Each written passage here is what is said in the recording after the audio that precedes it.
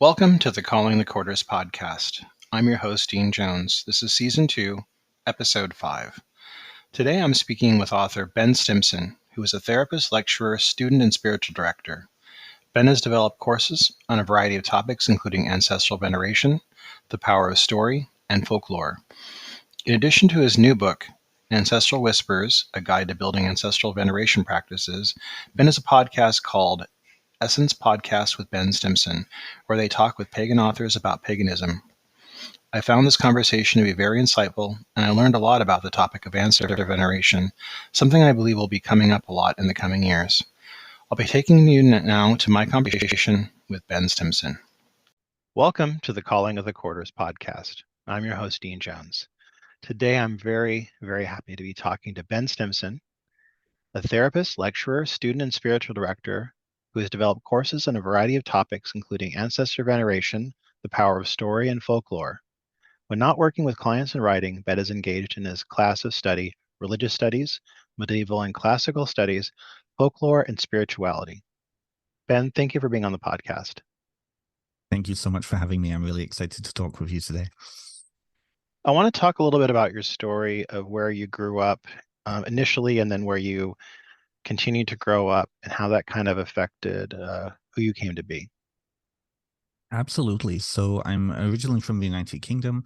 I grew up in North Wales. My parents are English, but I was born in Wales. And for 8.5 years of my life, I lived over there. We emigrated to Canada when I was 8.5, and I landed in a tiny little town, middle of nowhere, 8,000 people and 18 churches. And so I suddenly went from being kind of just normal, right? Just me in amongst all the people I grew up with. Suddenly I was different. I was foreign. I was an immigrant. I was British. I was all of these things. I was different. And then that difference just kept coming on. So I came out as gay when I was about 14. Around that time, I also found paganism, partly because I was really dealing with a deep culture shock, and I was trying to find my way home again, even if it was just emotionally. So I latched onto anything that reminded me of Britain and the UK. I would watch all the British comedies, British television shows, documentaries. Attenborough was a big part of my life back then. And how I came to paganism originally was through folklore. So I really loved we had several books when I was really young about Welsh folklore and British legend and whatnot. And I always, like, culturally speaking, we grew up with King Arthur and Robin Hood and all of these classic kind of parts of British culture. So I came across the Myths of Avalon when I was about 15. And really loved this image of this loving mother goddess that was connected with Britishness, and at least for me. And so then I started to call myself a pagan, started to research it. I got onto the Witchvox, which was, for those older people listening to this, they'll know what Witchvox is. Oh, yeah. Right. And got onto some of the places like Pagan Space, Mystic Wicks. And then for me, paganism was just a part of my life growing, like, as a teenager and early 20-something. But it was online. I didn't have community. And so I went to university, continued my studies, and in my mid-20s I actually started to attend the festivals in Ontario here. I grew up in Ontario, Canada, and suddenly I found community. I found not only people who were like me, but people who celebrated the fact that I was British, the fact that I was gay, the fact that I was pagan, all of these things. And then from there, I just started to really connect in with that sense of spiritual community and develop. So then from there, Hinduism had been a big thing for me when I was younger. Again, it was that, like, living community. I went to a school in Toronto, so I was surrounded by a very large Indian population, went to temple there. And there was nothing. I really loved that aspect of my spirituality, but it wasn't home. Right.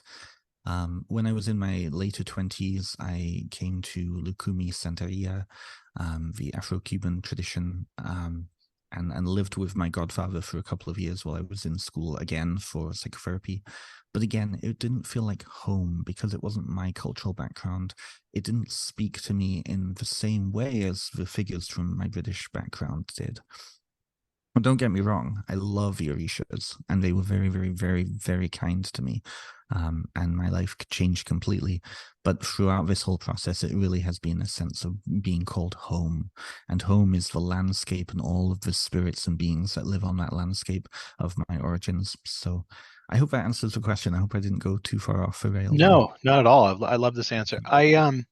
So did you start like investigating any British gods, deities? Like, did you have connection with anything in England? What happened with that for you?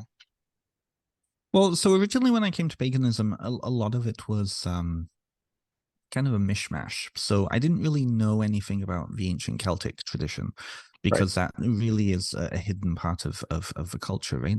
So a lot of my connection with Britishness was through this kind of 80s, 90s neo-pagan vision of what the ancient Celtic past looked like. And it was heavily connected with King Arthur and that Arthurian cycle. And then when I started to kind of go off and explore, I was looking at Hinduism, Shiva. I was looking at the ancient Greek pantheon, particularly Dionysus and Hermes. I was checking in with the Orishas. I was connecting with the landscape here, which I didn't really have, excuse me, a connection with. And so I was lost for a long time. And that's, I think, where the ancestral piece comes in. Why ancestor work really helped to guide me back towards the British Isles and all the spirits and gods that have existed over there and had connection with it. And so in 2018, around the same time, I was working on my ancestral work through Lakumi. Around the same time, I was involved in psychotherapy training. I also joined the Order of Bards, Ovates, and Druids. And that was my way of really wanting to connect back in with the I hate the word Celtic, but it's the best word I can use to Yeah. encapsulate, right? Yeah. Because I was born in Wales, but my background isn't Welsh. Yeah. I have Welsh ancestry. I have Scottish ancestry. Actually, on all like if I go back 3 generations to my great grandparents, all of them are from all corners of the British and Irish Isles. So I had connections with all like Ireland, Scotland, down south in England, Wales, and with Cornwall. And it's been interesting negotiating that for myself because I don't really have a strong sense of a connection to Ireland. I don't, I, the Tuatha Dé don't speak to me in the same way that some of like the Romano British speak to me. Um, some of the local spirits in North Wales speak to me, right? But being over here and being far away from that landscape, it's been a journey. Part of my journey home, physical journey home, is also to be reacquainted with those spirits. So the Order of Bards, Ovates, and Druids helped me with that. Luckily, I was in a good position where I was able to actually interact and connect with some of the major. Actually, Christopher Hughes, who you've had previously on, Yeah. was a friend of mine, and so I really connected in with him and learned a lot about Welshness from him. Through that connection, I also became good friends with Mara Starling, who put out the Welsh Witchcraft book. So really, I've heavily invested in learning about that part of my spirituality through the people who live on that landscape and are connected with that landscape in a different way than I currently am. So it's been a journey, but yes, I've heavily connecting in with that landscape and the spirits there. I'm curious, did you get a chance to eventually travel back to England at any time and visit again? I did. So one of the kind of the issues with my family is my parents are the type of people where once a chapter closes, it's gone and done. Yeah. So we never went on holiday when I was a kid. I grew up in a self-employed household. They ran their own business. And a lot of the kind of a trauma of growing up in that space was my parents had no interest in going back to the UK. So we never did. And so it took almost 15 years for me to get back there. Eventually, I was very lucky to be able to get a job at a satellite campus from Macquarie University in Sussex in England. And I worked over there in 2010 for a good 5 months. And through that, I was able to then go on weekend journeys and travels, field studies. So it was kind of like my return home tour. And so 5 months I lived over there and worked over there, and then I spent a month up north with my extended family. And then I came back to Canada, and I was overcome with a sense of homesickness, um, and a sense of grief because I had to leave. And so I always intended to go back home. And I think that's where the seeds of I'm going to do this one day eventually came, and now I'm actually doing it. So. How did it affect you when you first landed on British soil after not being there for more than a decade? How did that affect you? Did Was that kind of a little bit of a shock to you, or was it a kind of gradual kind of reacclimating?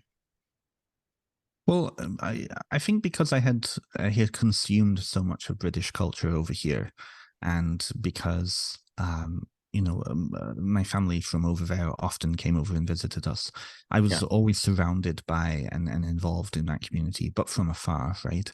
yeah. Um, I didn't really acclimate to Canadian culture very well. I had some friends when I was a teenager, but most of my time was spent by myself.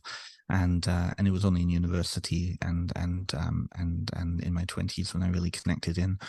Most of the people who I connected in with had either relationships to that landscape or they're from there themselves. So I feel like a lot of my community was connected with that space. So when I went over there in 2010, it felt very strange because I suddenly felt like I felt the difference suddenly. Like I have a Canadian accent as well as a British accent. And because I was surrounded by Canadians, I was over there as a Canadian visiting, right? I felt at times that I had to fight for people to see me as being, as belonging over there. And when they did finally, like when I would say, "Oh no, I'm actually originally from here," then oh, come and speak to us. Oh, and tell us about your journey. Tell us about there was that connection. But before that, I was seen as a tourist. So I think that caused a lot of an issue for me, and now I'm completely in a liminal space. I always will be in a liminal space.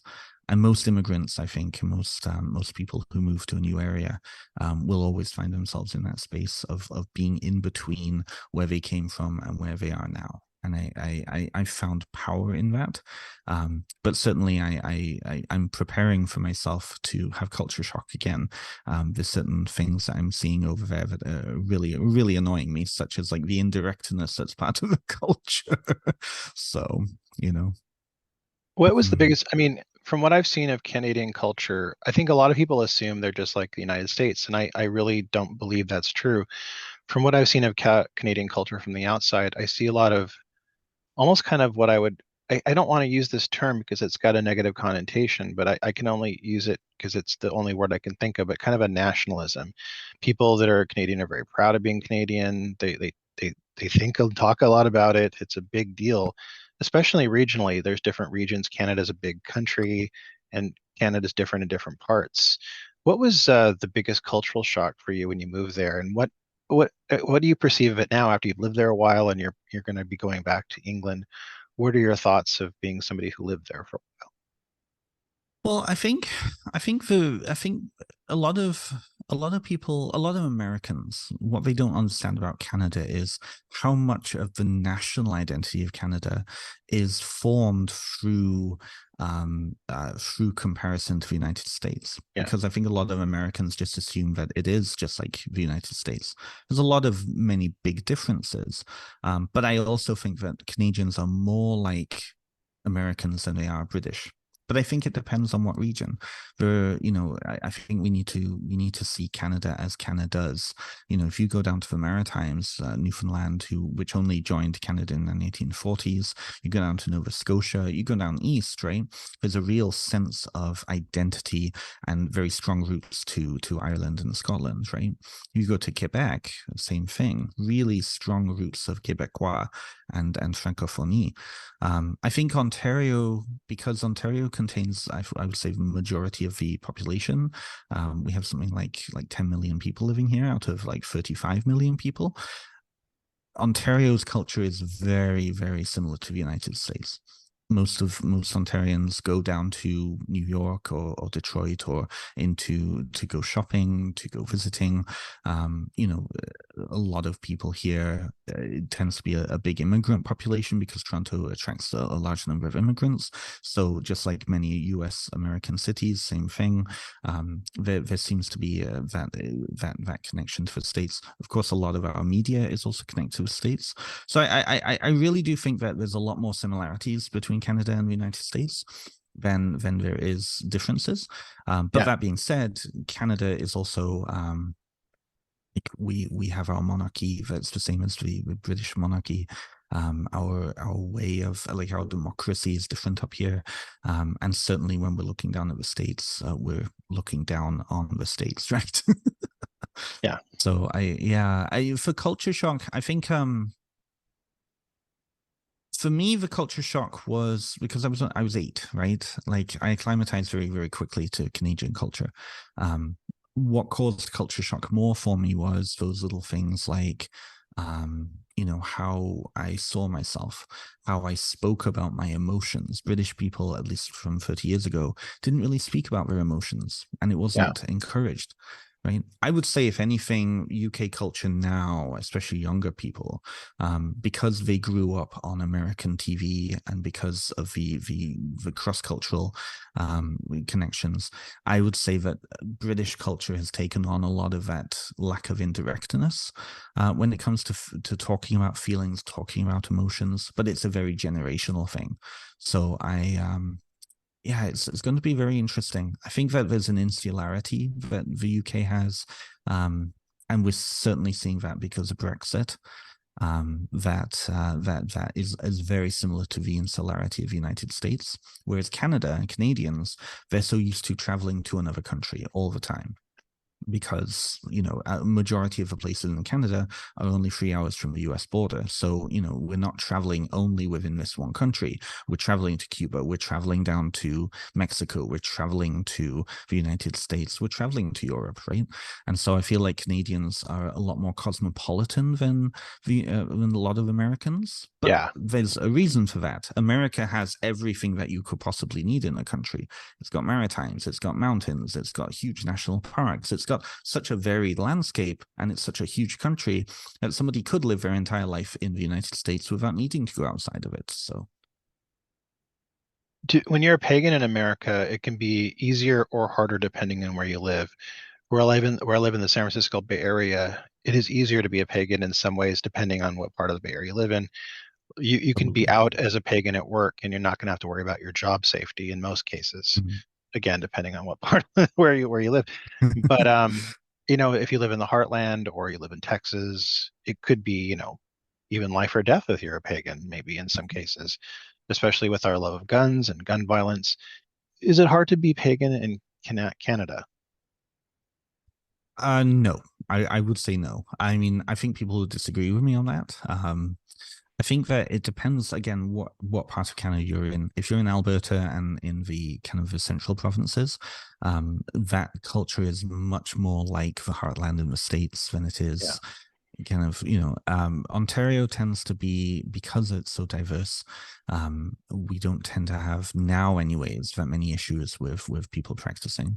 I would say probably 20 years ago it was the same as down in the States. You know, the yeah. satanic panic happened up here the same way that it happened down there. Oh, wow. Yeah, it's a thing. I like Ontario is a very strange place because you have this massive population in Toronto and around the GTA, the Greater Toronto Area. You have something like 4 million, 5 million people in that one area alone. And then suddenly you go outside of it and it's like middle of rural nowhere, right? And that rural culture is very, very similar to rural culture in the Midwest, like Iowa, Illinois. Very similar lifestyle, a lot of connections because it's so close, right? So in smaller towns, if you had said you were anything different even 20 years ago, you would have had you would have had all sorts of problems. Now, because of the way Toronto has gone, so many people from Toronto in terms of expenses. So many people from Toronto have moved out into the smaller communities that you're seeing a varied diversification. So I feel like that's mellowed. I think it's also a generational thing too. Um, so it depends. It depends. Yeah, it really depends. But talking about witch fox from before, like Kerr Cuchulainn, who Oh yeah, was yeah. yeah, Kerr.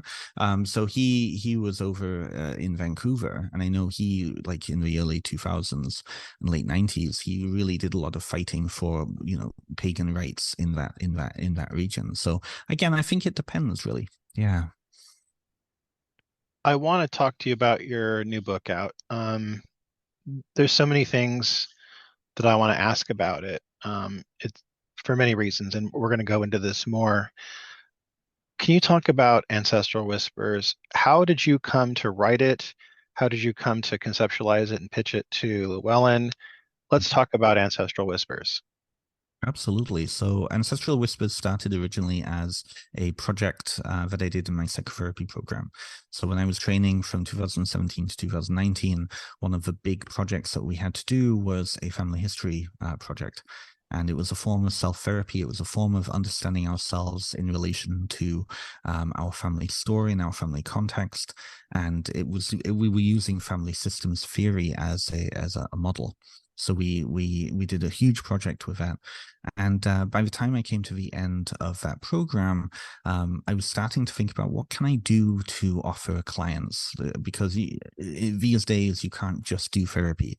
You really need to be offering courses, doing other things. Same with any other profession, I think. So I started putting together an ancestral, because the program I was taking was spiritual psychotherapy. I started putting together an ancestral veneration course, which would include the psychotherapeutic piece, but also involve the spiritual.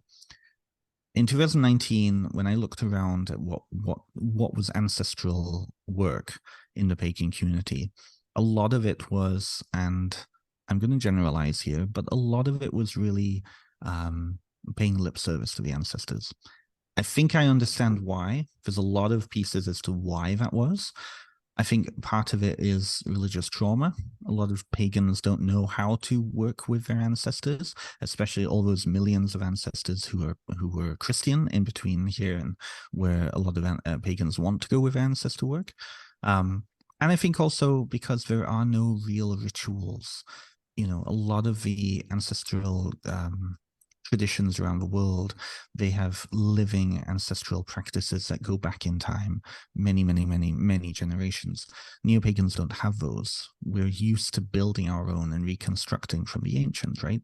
So I didn't really see anything. So I thought, okay, well, I'll do this. I'll put this course together, put together an 8-month course. And then as soon as I finished writing it up, the pandemic happened. Suddenly I had no clients, and I had a lot of time on my hands. And so I moved later that year. I moved into my own place, and I sat down with a friend of mine who's also a Llewellyn author, and I said, I have this course I've put together, and she encouraged me to actually do it. So I ended up putting it out there, and the first set of sessions, I think I had 6 or 7 people as part of it, and we had a wonderful time. By the time that was late 2020, and I thought, what, I want to do something with this. So I sat down with her again, and I said, I think this would make a good book. I think I've tested it. We've gone through the process. I see the benefit of this. And so she gave me some advice on kind of what the process of approaching a publisher would be. And so I put together a framework and sat down with that, and I wrote the book. And then eventually, so what I did was I actually wrote the book first and then sent it to the publisher. What I should have done is I sent it to the publisher first and then wrote the book. But I spent 8 months putting that together. And what was really important with me when putting this together was I wanted the experiential piece. Having experienced a living ancestral veneration framework in Lukumi, and having that relationship with my ancestors in that way.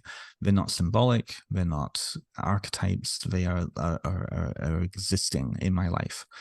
it was important for me to write a book that was going to allow people to be inspired to take ownership of their practice without me giving them a ritual to do. Because I think that's one of my criticisms of a lot of pagan books around ancestor work is it gives you things to do. Problem with that is that oftentimes people who don't know what to do in the first place will take that wholesale, and then you're not relating to your ancestors, you're relating to the person whose ritual that is ancestors, even if it's using your own ancestors. It doesn't make any Yeah. sense. That's part of the reason that cultural appropriation is such an issue, is because you're not engaging in communicating with your ancestors. You're using somebody else's words to try to communicate with your ancestors, and that's not going to work. That might not work for various different reasons.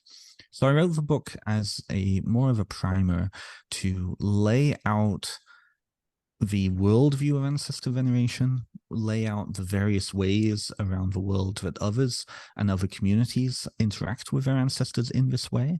And then the questions of now, how do you relate to yours? To take ownership of their worldview, of the reader's worldview, to explore the subconscious worldviews that we exist within all the time. And then so I ask for good questions in this book. I want to break this down a little bit further. Just from a personal side, I find this intriguing, especially right now, because I've had a lot of deaths in my family recently, and I feel like I'm having visitations from some ancestors, and it's really palpable for me. But normally in my practice, and I think with a lot of people, maybe many pagans out there who are listening now, usually we'll trot out our ancestors at Samhain, and we'll do like a little altar, a dumb supper, or something like that. And then for the rest of the year, we're like, piss off, we'll see you again at Samhain next year. And so, like, for me, this is very intriguing because I think it's something that's been kind of an elephant on the table in the pagan community for a while, but we're not really addressing, and now you are. So can you talk a little bit about it and your practice and how it kind of works? So I'm going to preface this by saying this is my practice. I am Right. not, I am hoping that no one takes this and tries to apply it to their own life, because Okay. that really goes against the whole point of my book. Yeah. My relationship to my ancestors is developed partly because of my cultural shock and the trauma of being ripped away from home when I was younger, right? Yeah. Part of my journey back to my ancestors, and in some ways being guided by them back to this place, is so that I'm in a healthy place in order to interact with them and interact with the family story. But also, part of it is to acknowledge the scope of the ancestors. So I think we often think about ancestors as just being blood, those ancestors of blood. Now, that's a very Western point of view. It's a very Yeah. old and ancient Western view. But when you look around the world and other marginalized communities, even in the United States and Canada, the sense of what constitutes family is much broader. And so it isn't so much about the qualifying the type of relationship. It's about relationship, right? Right. So for me, a big part of my ancestor work is in connecting with those who have impacted my life in various parts of my identity, whether it be my ethnic identity as an English or Welsh person, right? Whether it be as my spiritual identity, as somebody who is a neo-pagan, folkloric witch, whatever, however way I describe myself, right? My intellectual identity, my sexual identity, right? My gender identity, all of these pieces. So whatever community I happen to be in that moment, I have ancestors of that community that I'm interacting with and I'm existing as because of my relationship to them, right? So my actual physical practice is all ways of communicating with those individuals and those groups. And so it takes on different forms depending on that. My main way of ritual practice, and I tend to see ritual practice as being form of communication. So my main framework comes from Lukumi. I use the kind of the framework that I was taught in Lukumi, which is having an ancestral shrine all the time, not just at Samhain, not Yeah. just at one point in the year. I'm interacting with my ancestors by giving them food, placing offering down, speaking to them, praying to them, right? Part of the metaphysics of that altar space then ties into the worldview that I'm seeing and understanding the ancestors through. So I'll never place my ancestor shrine close to the living heart. Right. The living heart of the home, which is the kitchen, because there needs to be a separation between the idea of death and the idea of life. The kitchen is really about life. So I place the ancestor shrine near the back door, which exits, right? And speaking about worldview, then the idea that I'm not taking on a Judeo-Christian worldview of the ancestors as being in some far off remote place. I'm Right. understanding that they are accessible here all the time. And because they're accessible here all the time, I need to keep working at building that relationship in the same way that they're constantly building their relationship with me. So it's about understanding then their impact in my life now. It's understanding that I can communicate with them now in various ways. And that's why grief and mourning traditions are different from veneration traditions. Right. Mourning is about the passing. Mourning is about the getting the individual to where they need to be in a spiritual sense.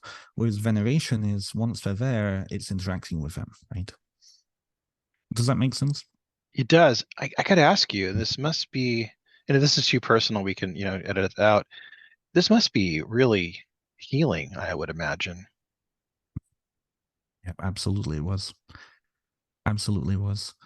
It was one of those things that I didn't realize how much trauma I received from moving over here. And for the vast majority of my life, part of the big issue was I felt like I didn't have any control because of that. Now, part of that is also growing up in a family where my parents exhibit narcissistic traits. I love my parents, don't get me wrong, but they are both narcissistic in many ways, and that caused issues around control within the family. Um, Part of the healing from that has been understanding that I do have power in my life. And that I think has come from my ancestors.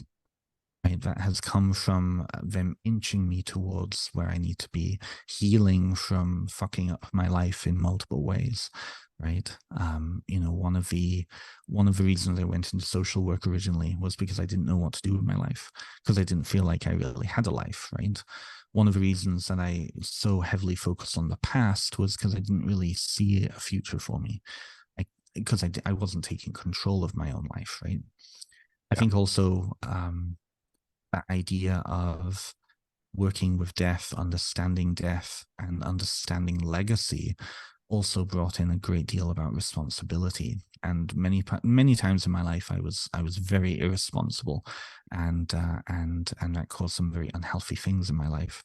So I think that understanding that legacy piece in working with ancestors, and understanding that my context came from my ancestors, whichever ancestor group we're talking about, then made me understand, okay, I am a link in a chain. I can't be the end of that chain, right? Yeah. Can you talk a little bit about one of the things that I saw in one of the topics in one of the chapters that is reincarnation versus multiple lives? Can we discuss that a little bit?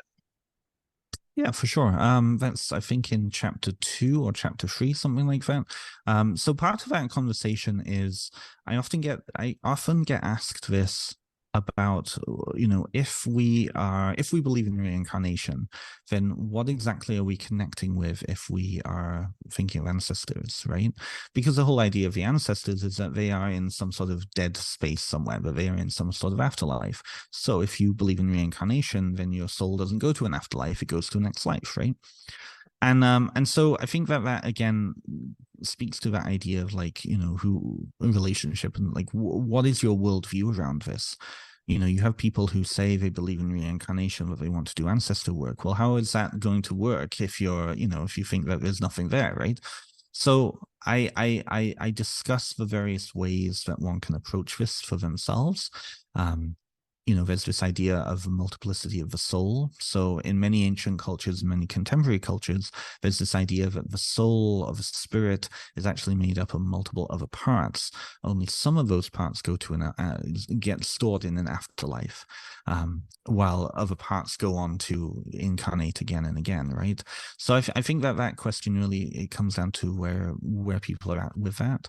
But again, that is part of the greater conversation about worldview. And if you're building a practice that doesn't make sense to your underlying worldview, then what's going on for you? Like, is it going to become very confusing really quickly? So, so that piece is big. I think that in many of the cultures that have reincarnation as part of them, there are certain kind of built-in pieces. So in Hinduism, for example, the Western view is that reincarnation happens immediately. Over there is this stream of thought that an individual has to wait for 3 lifetimes or 3 generations in order to then reincarnate. When you look at that, that really ties into that idea of within living memory. So once somebody passes just past the border of living memory, then then they're released to go on to their next life. There's other streams of thought, which is that the personality exists in an afterlife state, whereas the animating part of the soul goes on to live. And so at the end of time, the end of existence, all of the various incarnations come together to form together. But in the meantime, what you're actually interacting with as an ancestor is this personality in an afterlife, right? This is Wow. all supposition. This is all supposition. It depends on how you're seeing it. I think it also depends on your own relationships with your ancestors. I think that the vast majority of neo-pagans will come from a Judeo-Christian background, Yeah. and so then that worldview is really heavily involved, even in neo-paganism. As much as people strive to kind of come out of that cultural view, if you really ask a lot of people kind of what they really believe, they'll be unsure about their neo-pagan beliefs, because the Judeo-Christian concepts of soul and body and afterlife is so imbued into the culture, right? Absolutely. And I don't think people talk about this enough, because I do think we are very still influenced as pagans by our Judeo-Christian Mhm. background. I find Absolutely. that like Catholic pagans and Baptist pagans and Lutheran pagans probably have very different practices. And I think probably because it's really hard to shake that stuff. Well, so much of it's subconscious, right? Yeah. Yeah. And I think that's why I spend so much time and effort in my book to point out and get people to think about the subconscious when it comes to what they're actually doing. Because again, it can become very confusing if you're saying one thing but doing another when it comes to ritual practice. Yeah. It just doesn't make sense, right? But I think also there's this pressure within neo-paganism to take up a worldview that might not actually really be all that important to you. And I think Yeah. that's one of my soapbox moments, is this idea of, seeing all of this as symbolic or psychologizing it to death, right? Right. I think that for me at least, the importance of ancestor work is understanding that these are beings and not just symbolic archetypes that are floating around, right? Same with spirit work, right? It's far easier for a symbolic archetype not to fuck you up versus the spirit that you're dealing with, right? I Right. apologize. I hope I'm okay to swear on this, but You're totally fine. Can we talk about the idea of the founder ancestor that you mentioned in the book? yeah, for sure. This one I actually realize is fraught, because depending on the cultural context, it's going to mean something different. So, in old world countries and cultures, the history goes back thousands of years, sometimes uninterrupted, right? In settler countries, oftentimes you have settler founders who come over, and that's maybe only 300 years tops, right? So oftentimes it's either within living memory or it's well documented. So in older cultures, you tend to find that there's a lot more mythological founders of towns and settlements and places than there are named historical individuals. Partly that's because the individual has passed out a living memory, partly because the community has needed to create a legendary character in order to put all sorts of pieces around identity onto them, right? Yeah. So in Europe and in Asia and in Africa, most of those places are mythological. Oftentimes, some of them through apotheosis have become deities. Oftentimes, they've become semi-human. So you'll see like Gog and Magog, for example, Yeah. in right, the giants, all of these things. In Canada, the United States, and Australia and New Zealand, particularly. I'm not saying South America because that's a different context, but in Yeah. those settler cultures, you have founders who they came in, they found land, and they built a settlement there. Often at times at the expense of the local indigenous people. Yeah. Right? So you have these founder figures who are the founders of the town, the historical individuals, but they've started to become semi-legendary because the community has needed a sense of origin. That's really where mythology is coming from. It's that sense of origin. So, a founder of a particular town it didn't just come over and kill a load of indigenous people. He fought his way through the wilderness. He founded this settlement. He brought people here to create community, right? And then you have Founders Days. So it's that celebrating of that founder at the expense of the actual history because it serves the purpose of the community identity, right? Yeah. So the same process happens in Europe and the old world. It's just those founders are now mythological beings. So you have the pageant of Gog and Magog, or you have the pantomime about the founding of this town who by this saint who happened to be running from the Romans, or whatever it is, right? There's this pageantry about it, right? So I think how people relate to this sense of founders is going to depend on their cultural context. I think also we then start to stray into this idea of apotheosis. When you think of quite a few ancient cultures, the founder becomes kind of the figurehead group. So you often see the idea of like the house gods in Roman and Slavic cultures, the brownie to some degree in English culture and Scottish culture. They become the figureheads, they become the central kind of focuses for the whole collective. And oftentimes then venerating the founder, venerating the house god, venerating the patriarch or the matriarch of the family, then you're venerating the whole family, and you're venerating your place within that family and your sense of that community, right? So I think that, again, it depends on kind of what cultural context you're coming from, but the sense of if you don't know who your ancestors were by name, you can still venerate or work with that particular individual who then becomes bigger than life and becomes a container of everything that community needs of them. Hmm. If that makes sense. It does. I mean, this is so provocative. I really think this is going to explode out once people really start reading the book. This is going to become a very talked about thing.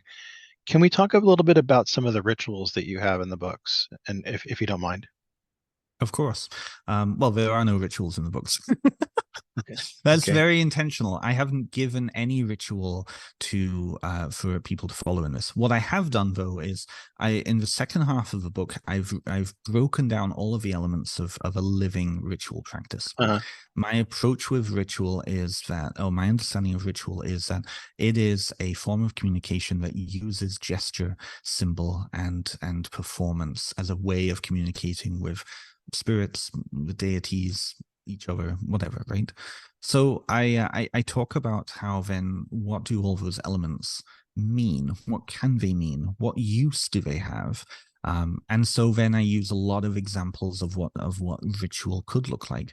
Ritual depends. Ritual is as useful to us as brushing our teeth in the morning.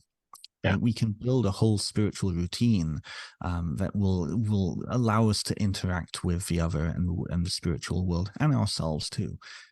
Sometimes rituals are about about communication. Sometimes they are about gaining something, so propitiating, putting food down with the hope of as an offering, with the hope that your ancestors or the spiritual beings are going to come in and help you in your life, right? Magic is a ritual, right? And I think that's one of my major qualms with how often ancestral work is talked about in witchcraft and paganism as a form of magic. Well, it isn't a form of magic. Magic is a form of ritual and a form of practice, but not everything is magic.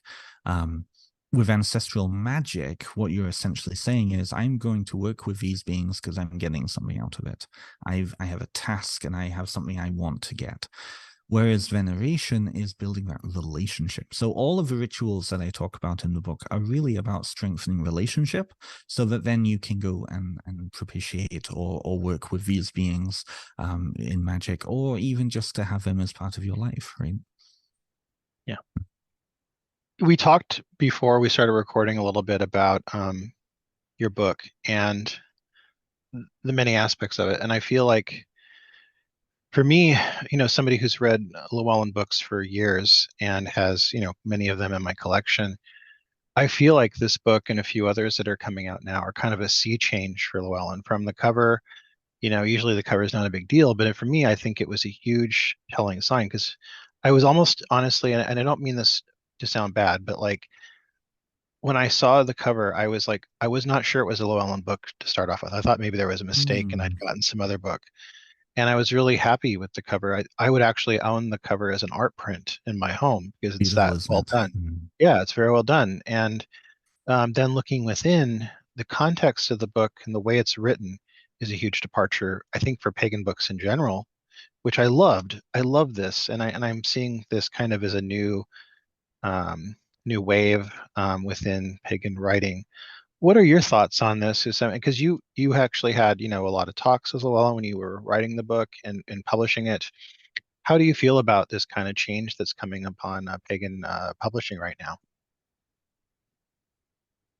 As an insider now to the industry, and as somebody who has spent a lot of time with my own podcast, connecting with other authors and hearing the kind of the back chat sort of stuff that goes on, um, I think that it makes a lot of sense. I think that the pandemic really affected people's relationship with books. I think that people are now really ready for deeper things.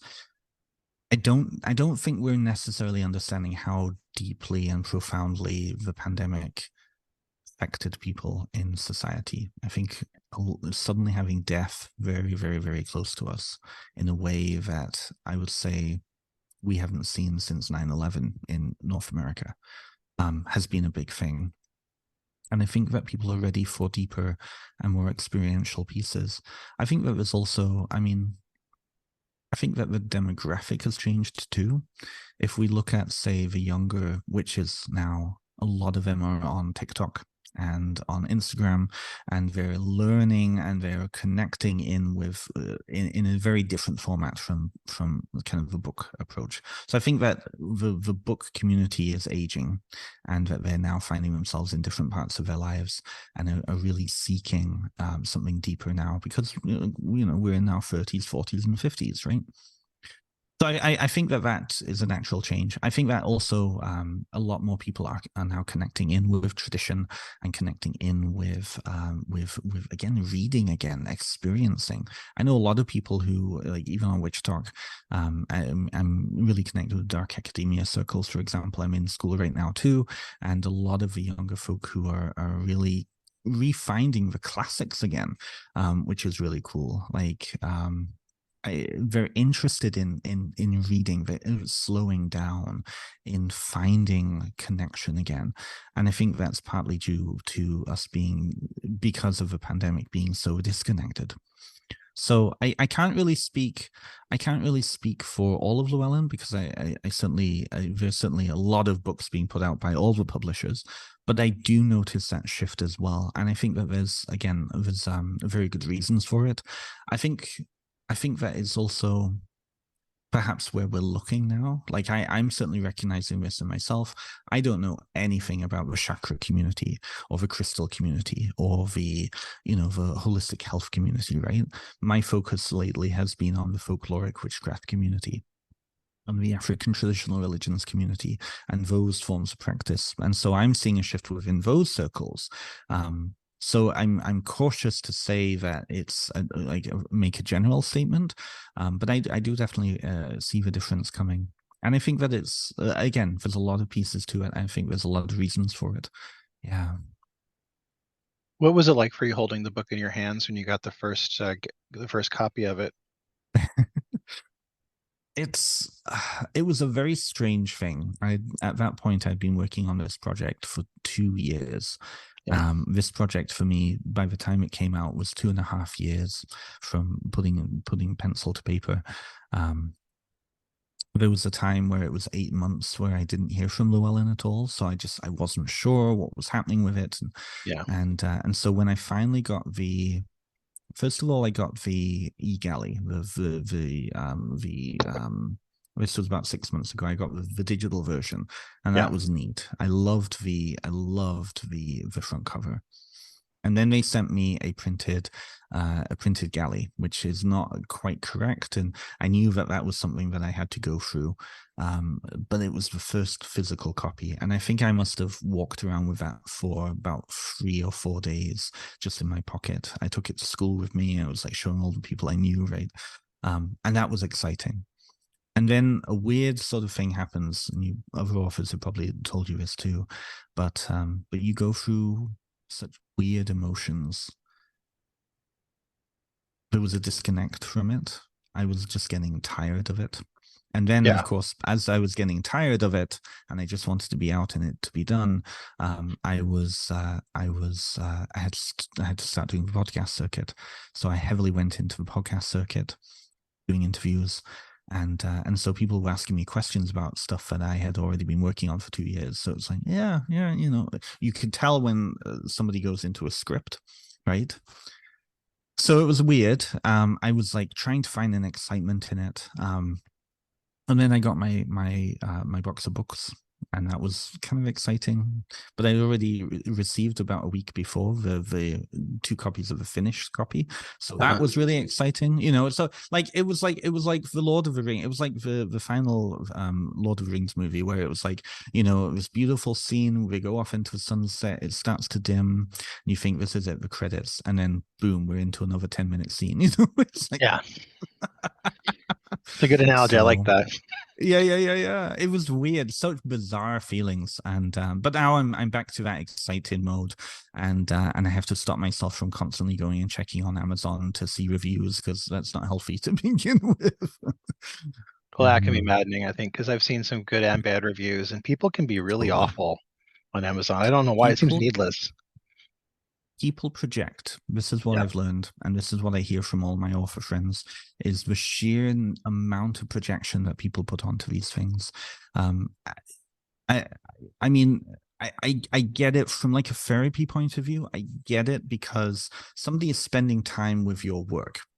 yeah, And especially those that are written like in first person, or you're spending 8 hours sometimes with this book. It's a very intimate experience, but you're not actually interacting with the author. You're interacting with the author's words.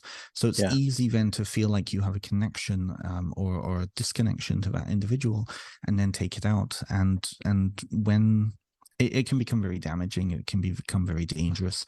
But I think for authors, we learn very quickly, and I'm in this process right now. We learn very quickly to establish really firm boundaries with people, Yeah. and to learn to put that outward face. Yeah. So I want to ask you about the podcast. You've been doing a podcast for a while now, and you've had 30 episodes. Talk to me about how you thought to make the podcast, and what's been your experience doing it? absolutely. Doing the podcast is one of the best things I've ever done. And I know you were saying about this podcast of yours as well in similar terms. I originally started the podcast in 2021 when I was writing my book. I was very interested in not only meeting some of the authors who I I was really interested in meeting and connecting with. But I also knew, because I was trying to gain clients at the time, I needed to put content out there in order to gain a sense of, so people would actually see me, right? Yeah. So originally, the first season is really most of my friends, people, some psychotherapists I know, and other individuals I kind of came across, and that was it. It was only 14 episodes, and I thought, okay, that's good. A couple of the authors who I interviewed through that, though, ended up being people who endorsed my book, people who introduced me to other people. So skip ahead to this summer, and I thought, I'm going to redo my podcast again. Why not? I had the technology, I had the means. I was like, okay, let's do this. So I started connecting in with some of the other authors I had been connecting with, and said, hey, would you like to come onto my show? And I determined I wanted to have a queer focused spirituality summer. So I didn't really put it out there like that, but if you look Yeah. at the guest list, the vast majority of the guests are all queer. And they're all folkloric practitioners, or they're all, they're all authors, right? There's a continuity between them all. Yeah. And as I got into doing that, the more I started to gain traction with it, the more fun I had with it too. It can be really lonely when you've spent 2 years devoted to a project. It can become really lonely because other people in your life don't know what it's like to write a book like that and to be published. People don't know. People don't know the bizarre feelings that come up. So to have some of those connections where, like, a lot of them I would end up chatting with for hours afterwards, and we just do, we just like shoot the shit. We would hear the drama. It was a very connecting. And so I really enjoyed that process. People really started to listen in again, and I gained a good following from it. I went from on because it was originally just on YouTube. It's now on Spotify, but I went from maybe 15 to 20 views to suddenly 100 to 150 views per episode. And that is a cool thing to have. But that also speaks to some of the people I've had on. A lot of the people I've had on are much bigger names. I've had like Christopher Hughes, Mara Starr, a huge number of people on there that are really Yeah. great and grounded. So then I have a podcast coming up for this fall, and I've devoted it entirely to folkloric witchcraft and traditional witchcraft. And I sent the guest list over to my publicist, and working with a publicist at Llewellyn really helped too, because he was able to connect me in with some of the people I really wanted to speak with. He said, wow, this is great. And because it's focused, because it's a mini series, it frees me up to then, create other mini series later on. But I've pretty much done all of the. I think there's only a couple of episodes I need to do. So in the past month and a half, I've done 18, 20 interviews, and all of them have been sharing my stuff outside of that too. I've gotten to know them a little bit better. Other publishers have connected in with me because they see the caliber of the type of questions that I'm asking. So that's been really cool. Overall, it's just been a wonderful experience. Any guests that I think surprised you the most, or kind of were, I think, maybe had some insights that really blew you away? I think all of my guests have blown me away, mainly because I only knew them through their work. I didn't know them Yeah. outside of that. Yeah. I think that one of the, trying to think, I've had some really incredible conversations. I had So y- Madame Permita on a couple of weeks ago, and her episode is coming out in the next couple of weeks. And we were talking about synchronicity. She was writing her Baba Yaga book. Madame Hamita is down in Los Angeles, there, quite close to where you are. yeah. And her most recent book was Baba Yaga's book of magic, and she was talking about what it was like for her to grow up as a Ukrainian diaspora person in North America, and working with this living culture. And as she was writing it, the Russians invaded Ukraine, and that relationship then suddenly changed with her writing. It became very important for her to put this work out, and that conversation really blew me away. I don't like to ask the typical. So you wrote a book, tell us about it, right? Yeah. The questions that everybody gets asked, right? I really Mhm. like to get behind, and I really like to get focused on the individual practitioner and the author and get behind. And a lot of the guests have said that they've really appreciated that kind of conversation. So I found that was a very intimate conversation. Um, every single one of them blows me away. Every single one of them blows me away. There's only been a couple where I came out of it and I felt like, yeah, that was a pretty run of the mill conversation. But it wasn't because of them. It was because I was, I was only asking run of the mill conversations, or that there wasn't a need to go deeper. But I since had some of them back on the show and we've gone deeper, so it's okay. Yeah. So Ben, what's next for you? Well, I'm currently penning working on a little project that's kind of a sequel to Ancestral Whispers. It's still in that process of promoting Ancestral Whispers, so a lot of my work online is about promoting it. I have a class schedule now put up there. I'm offering classes again after about a year of focusing on the book only. Some of the classes I've got going, I've got it's just an Ancestral Whispers book group going on that'll start in the next couple of weeks, where we go through the various sections. We work on the pieces, so it's like an outlet for people. I've got really focused on moving home. That's really my big focus over the next year. So I'm professionally looking at building a bigger client base, saving money in order to make the big journey home.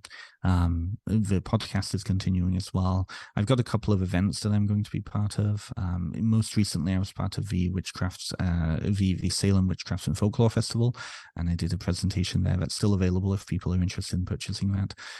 So yeah, a lot of stuff kind of in the mix. I'm really in a liminal space right now, but really the focus is getting myself home and getting established over there. So Ben, it's been lovely talking to you. I really want to thank you for taking time out of promoting your book to talk to me. I've really enjoyed getting a chance to talk to you. I hope I get a chance to talk to you again. For listeners, we will have links to the book in the bio, as well as we'll have links to the podcast as well. And you can get that online, purchase that. You're gonna really love the book. I think it's a very important book.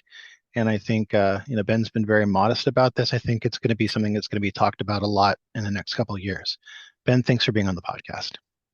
thank you so much, Dean. Thank you. And thank you for all the content you've been producing. You've had some really amazing guests on, and I've really enjoyed listening on some of those conversations. So thank you.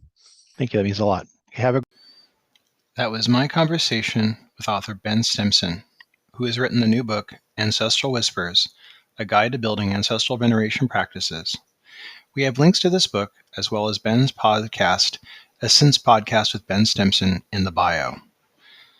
Next week, we'll be speaking with Charles Harrington about the new Tarot of the Vampires, as well as their Murder of Crows Tarot. Until then, I hope that you have a blessed week.